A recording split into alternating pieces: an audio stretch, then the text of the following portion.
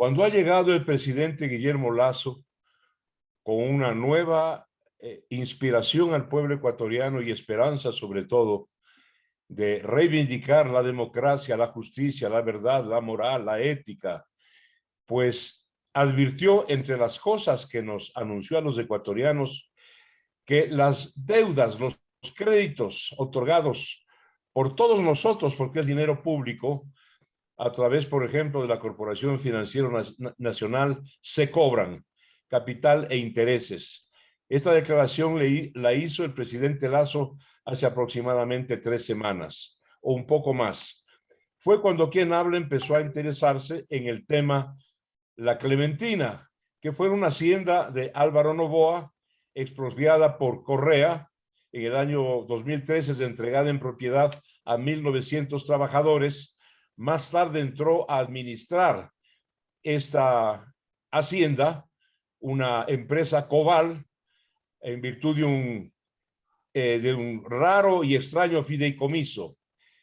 Ese es el tema que vamos a tratar. Ustedes lo conocen porque quien habla ha presentado toda una saga con 3 episodios sobre la Clementina, pero hoy alguien que nos inspira una enorme confianza, tanto como el presidente de la República, es el señor ingeniero Iván Andrade, exministro de Economía, exministro de Finanzas, un hombre con una hoja limpia, un enorme currículum vitae y una gran integridad ahora a cargo de la Corporación Financiera Nacional. Le doy al señor ingeniero Andrade una cordial bienvenida y vamos a iniciar esta conversación. Muchas gracias, Marcelo. Muy buenos días con todos. Por favor, continúen. Lo anterior, la Corporación Financiera Nacional debe ser investigada y no tengo duda de que usted está estudiando ese proceso. Cuando aparece el contrato de asociación entre los trabajadores dueños de la Clementina y esta administradora Coval, a través del control de una empresa fiduciaria, Fidu Negocios S.A., la primera pregunta que tengo yo para el señor ingeniero Andrade es ¿cómo es que la Corporación Financiera Nacional anterior, autoridades anteriores, permitieron un tercer fideicomiso que no podía haber habido por ningún concepto? En ese fideicomiso se entregan todas las capacidades extraordinarias a Coval y al señor Miguel Macías Ulloa para que, pues, entre comillas, haga de las suyas. ¿Por qué no supervisó, por qué lo permitió Fidu Negocios, que era la fiduciaria, y por qué no hizo nada el superintendente de compañías del señor Víctor Anchundia? Esa es la primera interrogante que tenemos, señor ingeniero Iván Andrade. Marcelo, primeramente, si bien es cierto, me está llamando ingeniero, y yo no soy un ingeniero, estudié economía y administración y tengo un maestrado en administración de empresas, entonces no quisiera que de pronto se desvirtúe el que no reconozca esto de entrada, desde luego, porque hay que las cosas siempre decirlas como son. Es importante esto que usted aclara, señor economista Iván Andrade, porque claro, los irregulares allá en la Clementina han inventado un meme en virtud del cual el presidente Lasso, la ministra de Gobierno, usted y yo queremos apropiarnos de la hacienda. Así que es bueno que me diga eso porque el hecho de que usted me corrija que no es ingeniero sino economista y un máster supone pues que nos estamos conociendo recién y no hay ninguna ninguna conspiración para ser terratenientes. Y si me permite, quisiera, antes de topar el tema, ¿no es cierto? Uno siempre tiene que ir a la raíz de dónde se inicia todo esto y poder establecer aquello que es información pública que se la tiene pues desde el año 2013, finales del 2013-2014. ¿Por qué? Porque en ese momento pues hay un episodio y es el que una vez que pues el Estado toma esta propiedad, entonces pues se establece creo que una subasta o remate, algo así, y digamos los trabajadores conforman una cooperativa. Entonces, primeramente, creo que eso es muy importante para definir quién toma las decisiones de qué. efectivamente esta cooperativa es aquella que tiene una directiva elegido por los cooperados y ellos son tantos cuantos toman las decisiones absolutas sobre lo que es el manejo per se de este que, entre comillas, era su o es su propiedad. ¿Por qué? Porque los números, digamos, no mienten y uno pues en su momento, pues cuando fuese el caso, podrá verlos de una manera más completa, ¿no es cierto?, de qué mismo es lo que tomaron los señores trabajadores a través de convertirse en propietarios. Entonces, trabajadores se convierten en propietarios, propietarios a través de una cooperativa, cooperativa a su vez que toma todas las decisiones administrativas. En el momento en que se da esa dualidad de propietario a través de una cooperativa y de trabajador, comienzan a confundirse los roles de quién hace qué. Es importante el que siempre se actúe con respeto a las personas a las cuales se les invita a hacer tal o cual transacción, y en este caso cuando se les dice a los trabajadores que se convierten en propietarios. Pero, ¿con qué? A su vez, como es de conocimiento público, con una deuda tremendamente grande. Y la primera pregunta que uno se haría en este momento es decir, ¿cómo se va a pagar la deuda? A ver, antes ¿Cuánto? de todo, economista, quiero recordar al público algo. Apareció una empresa Cobal del señor Miguel Macías Ulloa diciendo que venían capitales rusos. Nunca vino ningún capital ruso. La empresa se llama Cobal, probablemente por la esposa del señor Macías de apellido Kovalenko. No había ningún capital ruso, pero sí un préstamo suculento muy elevado de la Corporación Financiera Nacional, señor economista, tengo entendido que por 74.3 millones de dólares.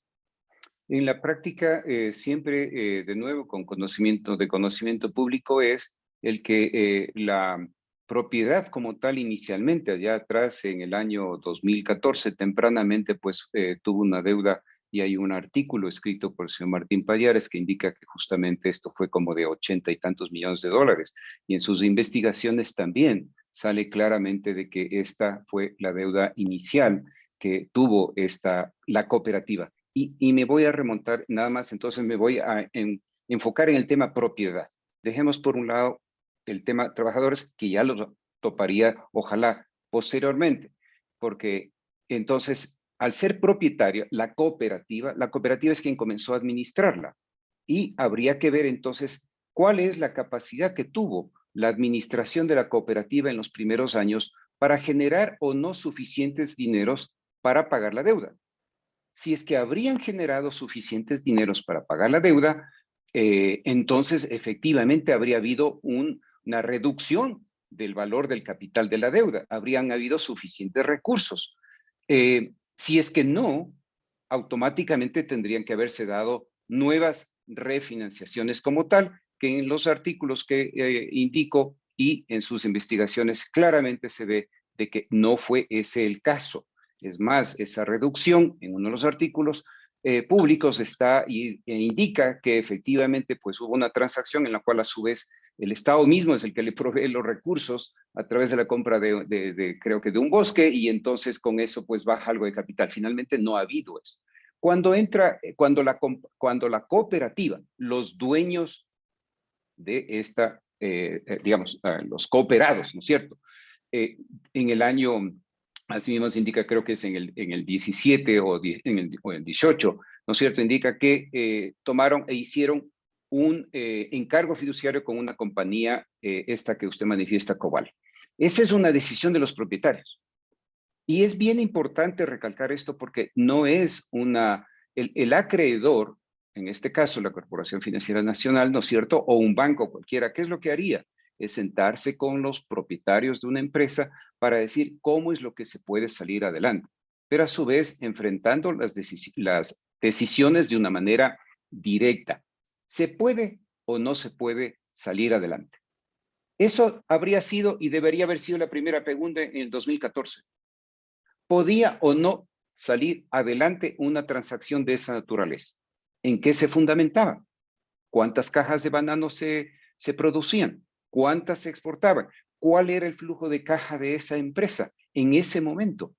¿Cómo fue a través de los años? ¿Generando más caja o no? Y entonces allí, el que sí es que no, vienen las refinanciaciones. Y esas refinanciaciones que vienen a su vez después con cambios de administración. Y en este caso es administración que se cambia cuando le encarga el propietario. Va y encarga, digamos, esto a un tercero. Pero pues entonces también la pregunta es, ¿hubo o no recursos adicionales para que se continúe pagando la deuda? A ver, Y la Iván, respuesta es, Iván, está bien lo que usted dice. En el año 2017 aparece ofertando administración de la empresa, es decir, de la hacienda, la empresa Coval. Y hay un contrato de asociación que usted debe haberlo leído, que es un contrato leonino, en virtud del cual, si los trabajadores cooperados dueños de la hacienda deciden rescindir el contrato, al señor Macías había que pagarle para empezar como 36 millones de dólares y después por arte de algo una duplicación de esa suma hasta casi 70 millones. La minuta de ese contrato de asociación fue preparada, no quiero decir que perpetrada, por un señor de apellido Loaiza, que era el procurador de la cooperativa. Usted sabe, Iván, que los cooperados son campesinos, son trabajadores del agro, no manejan estos fenómenos jurídicos, estos fenómenos bursátiles, y confiaron en su procurador y hay un contrato de asociación donde se inicia todo el proceso que hemos denunciado. Al darse, digamos, una situación de estas, primeramente, de nuevo, regreso a quién toma la decisión. La decisión la toma la directiva y los cooperados, tendría yo entendido. No sé cómo son las decisiones en la cooperativa, pero esa Claro, es una son los decisión cooperados, pero fundamental. insisto, los cooperados son 1.900 trabajadores, trabajadores del agro, no precisamente especialistas, profesionales.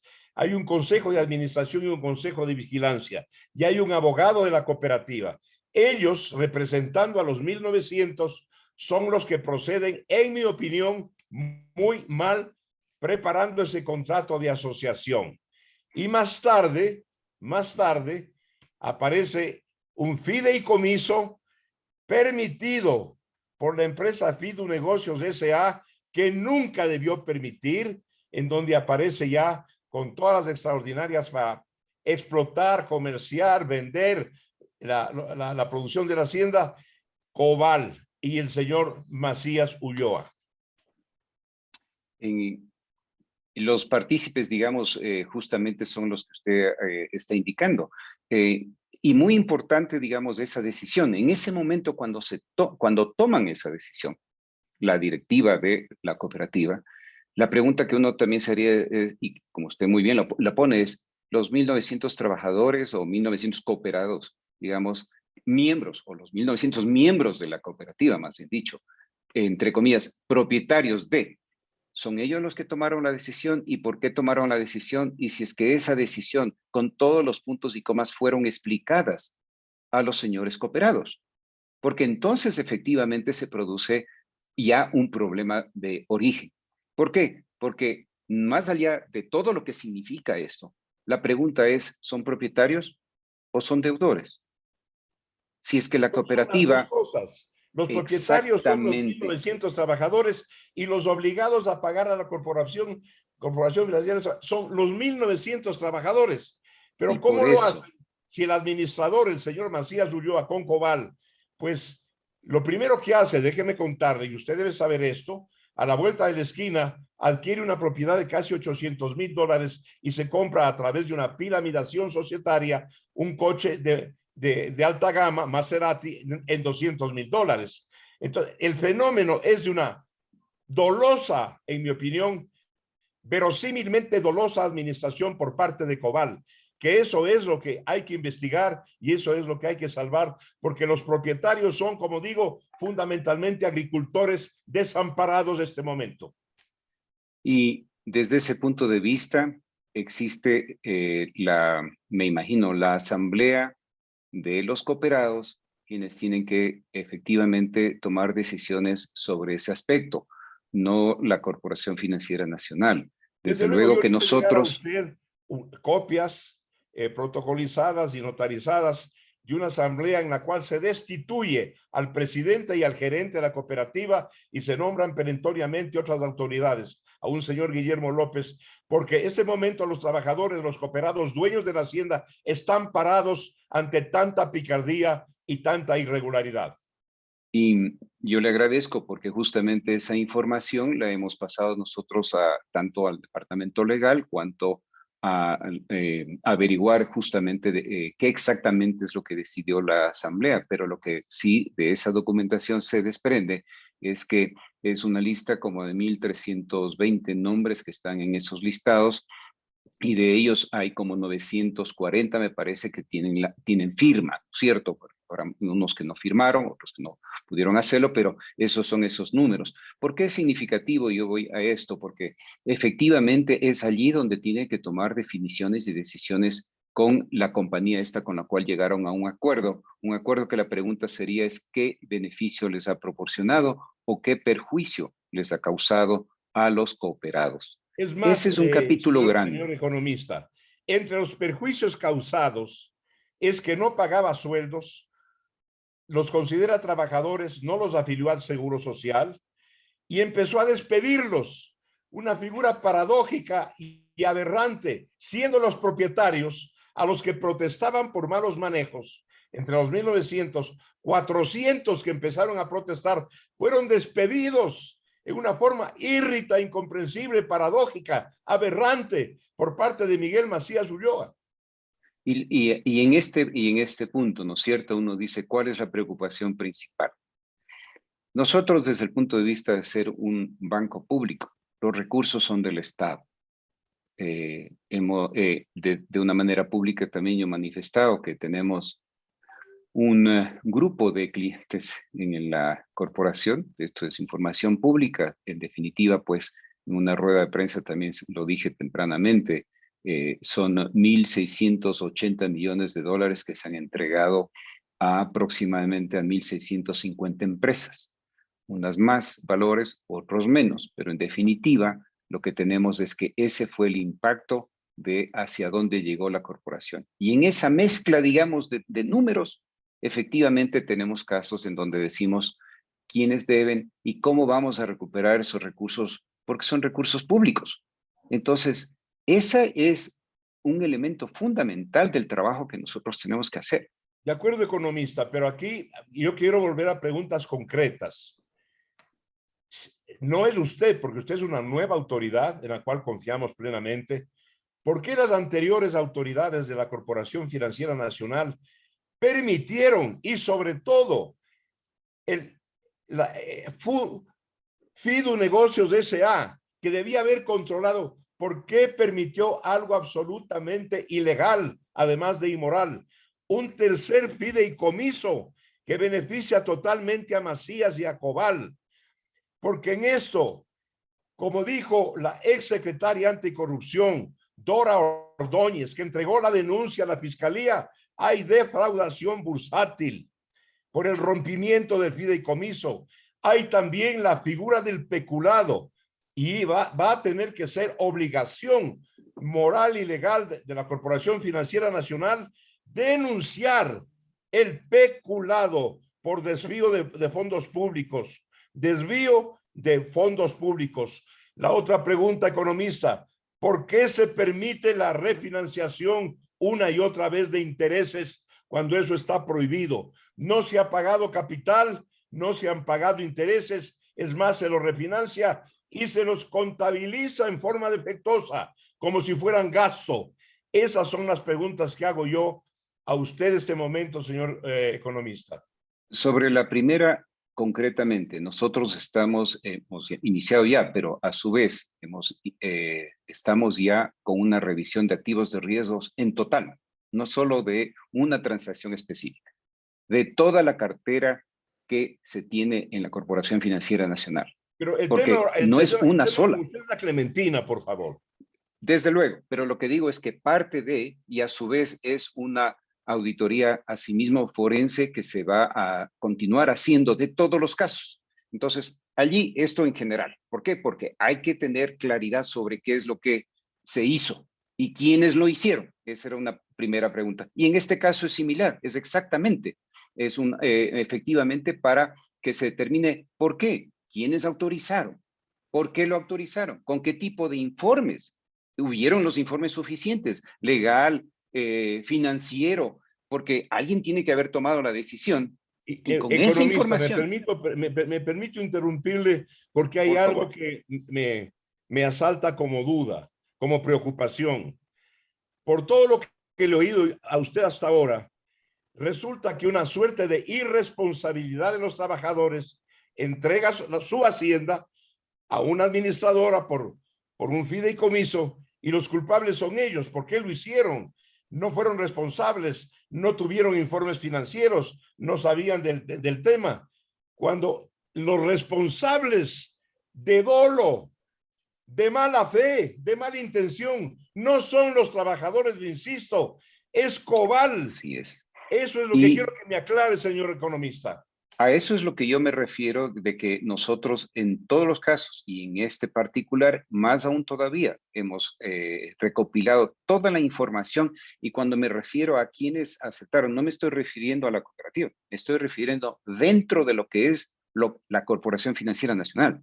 O sea, quienes en la Corporación Financiera Nacional revisaron la información, hicieron los informes, dieron los recursos, hicieron las refinanciaciones, porque hay cosas que son insólitas, pero desde el punto de vista práctico, ¿no es cierto?, aún técnico, tiene que sustentarse. Entonces, ¿cómo va a ser posible que simplemente es un saludo a la bandera y bueno, no, viene y refinancia, viene y refinancia? O sea, ¿dónde queda la responsabilidad que nosotros asumimos cuando somos servidores públicos?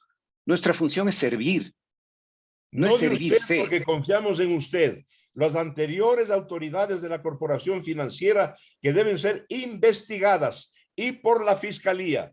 Usted es la esperanza porque usted es un ciudadano honesto, íntegro. Dejó huella como ministro de Finanzas, una huella respetable. A eso es a lo que me refiero. No ha Y hablado yo, usted hasta este momento de Cobal, de los Macías, de la mala administración, de las refinanciaciones de intereses. No ha hablado de eso y eso es lo que le pido de favor o las investigaciones todavía no llegan a ello. Contésteme, por favor, señor economista. primero le agradezco por sus palabras sobre mi persona. Segundo, concretamente, es muy importante el trazar la línea para definir las acciones que uno va a tomar. Y desde luego que estamos en momentos bastante críticos en donde nuestro enfoque, y no quiero dejar de lado la respuesta. ¿Por qué? Porque en su momento justamente todos esos elementos los estamos analizando, viendo, considerando, porque tienen que tomarse acciones que primeramente tenga o se divida, digamos, en aquellos que tienen que ver con la parte legal, con la parte ya de la operación como tal de esta hacienda, pero fundamentalmente es encontrar una vía de solución, porque tenemos ahí sí, no solo 1.900 propietarios, tenemos 1.900 trabajadores. La parte humana de la solución es la más importante de todas. Eso es lo que nos tiene que a nosotros preocupar. No nos puede dejar dormir el hecho de que entre los trabajadores, sea con un bando, con otro bando, por influencia de terceros, si es que es por influencia de esta gente que menciona, o sea, simplemente se vaya destruyendo una fuente de trabajo. No, una persona que ya se queda sin trabajo, preocupación en el campo, no se diga 1.900. Nuestra preocupación, mi preocupación es cómo encontrar una solución para ello, que tiene que partir de decir la verdad. No podemos continuar engañándonos ni engañándoles a las personas que de buena fe, desde atrás en el 2013 o 2014, creyeron que entraban en una especie de fuente de riqueza. Lo único que entraron en la práctica es a una fuente de deuda, a una fuente Exactamente. inmensa. Y 1.900 familias multiplique por 4 miembros de cada familia, son cerca de 8,000 personas que en este momento no tienen que comer, porque Macías Ulloa y Cobal quiere hacerlos arrodillar por hambre. Y ahorita le hago una nueva pregunta a mi apreciado y respetado ingeniero Iván Andrade. Esa hacienda es un caos en este momento. Se dijo inclusive que los campos de aviación de la Clementina eran pistas de aterrizaje y decolaje de avionetas que operaban a la madrugada. ¿Con qué tipo de cargamento? Allí estaba metido, según se ha denunciado, un yerno del expresidente Lenín Moreno, casado con Cristina Moreno. ¿Quién está? Esta es la pregunta, señor economista. ¿Quién está al mando en este momento de la Clementina? Porque hay una acefalía. Ni es Cobal, ni son los trabajadores. Y como usted dijo, acertadamente se está perdiendo producción, y producción necesaria no solamente para ellos, sino para el país. ¿Quién está administrando este momento esa hacienda? De nuestro conocimiento es exactamente quien tiene el encargo fiduciario, que es esta compañía con la cual firmó la cooperativa ese encargo, que sería Cobal. Ellos son quienes han venido administrando esa hacienda y lo siguen haciendo hasta ahora porque no hemos tenido, digamos, ninguna noticia diferente. Entonces, las responsabilidades están claras desde el punto de vista de quién lo está administrando. ¿Cuál es el caos que se ocurrió? No puede ser que quien fuere, digamos, administrador en un momento determinado dice, bueno, ese es un problema, yo no puedo entrar, pero entonces sí, eso no es administrador. O sea, es administrador desde el 2018 a través de esta figura y entonces ellos son los que oficialmente siguen siendo los administradores. Allí, entonces, dejemos, no porque no sea importante, pero porque tienen que darse los pasos debidamente en todas estas áreas para llegar, digamos, a que se pueda, a su vez, como objetivo, ya esto como empresa, banco público, de cómo es lo que se van a rescatar o recuperar recursos, digamos, de este crédito. Y así como en este, como en todos otros, que están, digamos, en grados de problema. Pero de nuevo, yo regreso a la parte humana. Esa parte humana tiene que solucionarse. Esa parte humana no es con el administrador. Esa parte humana es con los trabajadores. Esa parte es diciendo las cosas como son y encontrando una solución. Nuestro interés es el que encontremos esa solución a la par de que efectivamente no se siga perdiendo lo que es la producción en la hacienda. Me permito, señor economista, hacer una recomendación respetuosa. La solución humana a la que usted alude con gran acierto y con gran espíritu ético y moral pasa, en mi opinión, necesariamente por buscar una alternativa a la actual administración, porque los cooperados, dueños de la hacienda, están parados porque se sienten robados, se sienten saqueados, se sienten maltratados, no se han pagado intereses, no se han pagado capital. Las dos últimas obligaciones de 1.263.000 en junio y el 25 de septiembre no están pagadas de ninguna manera. Y no es verdad que no se paga porque no hay trabajo. No se paga desde hace tiempo. Nunca se pagó. Insisto, por una serie de irregularidades, porque hay una piramidación societaria de Cobal con algunas otras proveedoras en donde los socios son familiares de Macías. Eso es lo que tiene que investigarse y eso es lo que tiene que evitarse. Cualquier solución humana pasa, en mi opinión personal, necesariamente por cambiar la administración, señor economista. Efectivamente, digamos, las acciones y decisiones que se tomen tienen que pasar, digamos, por un conjunto de elementos que lleven a que sean soluciones concretas, no aquellas que perennizan el status quo. O sea, y esto es algo que tiene a su vez diferentes matices, como digo, uno es la parte legal, otra parte es la financiera, otra parte es la operativa, pero primariamente, de nuevo, es esta humana. Desde ese punto de vista, las acciones que se tomen, pues se van a conocer igualmente en su momento, ¿no es cierto? Porque tienen que ser acciones a su vez armónicas, no pueden ser, digamos, disparejas ni que pues apuntan en diferentes lados sin llegar a tener un objetivo común. Por ello es que yo insisto en el tema de la parte humana, porque tiene también los acápites aquellos de qué mismo es lo que tengo. Soy propietario, soy deudor. Recuerden que la corporación financiera tiene la capacidad de coactiva.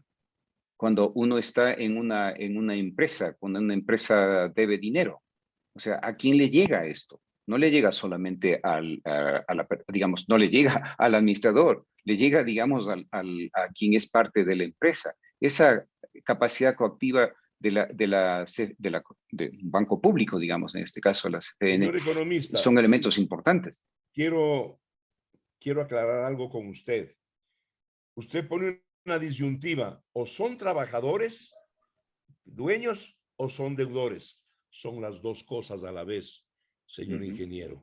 Son Así es. trabajadores cooperados, socios de la cooperativa y propietarios de la Clementina, y están endeudados ellos con la corporación, no Macías, no Cobal. Ese es el drama. Y si usted habla de una situación humana, esa es la que hay que ver con prioridad, porque en mi opinión hay que precautelar hasta donde sea posible la propiedad de sus 1.900 trabajadores, señor economista. Y la integridad de la transacción, de lo que se haga, tiene que partir justamente porque conjuga estos elementos que usted ha indicado. Porque, de nuevo, tiene que a su vez partir de decir las cosas como son. Nosotros no podemos ponernos taparnos los ojos y decir no pasa nada. El ser transparentes con el tema es uno de los elementos que efectivamente son importantísimos de lado y lado. Recuerden que aquí lo que digamos, tenemos, como usted bien lo indica, es cooperados que son a través de ello propietarios, pero que a su vez también tienen, digamos, la calificación y son trabajadores. Y por otro lado, hay una deuda con la Corporación Financiera Nacional. ¿Quiénes tienen que sentarse a definir qué es lo que se va a hacer? Son esas dos partes, es el deudor y el acreedor. Velando ante todo porque la parte humana no se vaya cada vez haciendo peor. Aplaudo y me encanta oírle, es la quinta vez que le escucho y yo insisto con una sexta, la parte humana. Eso me hace aplaudirlo, señor ingeniero, sin ninguna duda y con toda sinceridad. Pero yo le digo una cosa, esa gente se está muriendo del hambre. He pedido al gobierno, he pedido a esa gran mujer que es la ministra de gobierno, la conozco y la respeto, Alexandra Vela, que por favor se conmiseren, pidan una partida al señor ministro de Finanzas, que ahora está cobrando los impuestos, que por favor cree una partida presupuestaria para dar de comer a esa gente que está muriéndose del hambre en este momento, señor ingeniero. Si usted habla de la parte humana, ayúdenos en eso, le pido de favor. Debidamente tomada en cuenta y nota, digamos, de varios de los aspectos que usted ha mencionado, Marcelo. Si es que algo tiene que uno más aún darle crédito, es que la labor investigativa que viene realizando es una que permite avanzar para que se conozca la realidad, no comerse el cuento, ni tampoco tratar de... Correcto, apreciado Iván, perdóneme que lo llame por su nombre, porque ya por ventura, por suerte, y yo estoy contento por eso, los medios de comunicación empezaron a reaccionar. Para empezar, Teleamazonas, que hizo un reportaje en donde, discúlpeme el término coloquial, lo revolcó a Macías, la señora Diana Monroy, y vaya para ella mi más cálida felicitación. Y otros medios de comunicación están reaccionando ya, de tal manera que el poder público, en este caso, la Corporación Financiera Nacional, no se va a quedar atrás. Y por eso le he invitado y por eso me complacen sus palabras en general. Reciba un abrazo y cuente con nosotros, señor economista. Lo respetamos, sabemos quién es usted y confiamos plenamente en sus operaciones. Vaya adelante, buscando la verdad, buscando la justicia, castigando a los corruptos, incitando a la fiscalía a que lo haga, porque ya le enviaré a usted más datos sobre este tema que son datos realmente asustantes. Reciba un abrazo y un enorme gracias por haber acudido a esta entrevista. A usted, Marcelo, muchísimas gracias. Y desde luego, como dije, la obligación nuestra es servir al público, servir a la nación. y con la bendición de Dios seguiremos trabajando día a día hasta que vayamos componiendo las cosas que tienen que componerse, encontrando soluciones humanas, porque esas son las primeras sobre las cuales todos tenemos ahora como enfoque principal. Así Muchas que, gracias, señor nuevamente, muchas economista gracias. Iván Andrade, nuevo y confiable gerente general de la Corporación Financiera Nacional. Ha sido para mí un privilegio y un honor conversar con usted. Pronto estaremos en contacto de nuevo. Gracias. Muchas gracias, Marcelo.